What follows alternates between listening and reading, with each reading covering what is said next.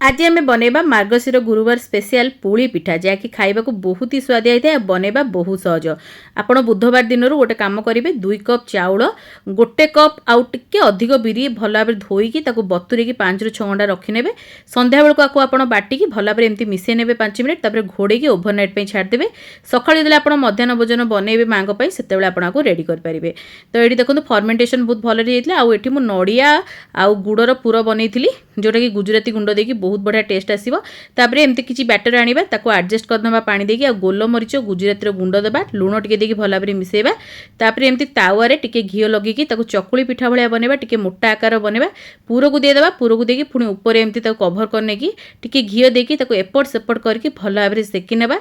आपनको ready हो super tasty पुली पिठा खाया बहुत ही नरम आउ तुला भलिया होता है। भल लगी छोट रेसिपीटी लाइक करेंगे शेयर करेंगे चैनल नुआ सब्सक्राइब फॉलो करिया तो बिल्कुल भी भूलिबेनी।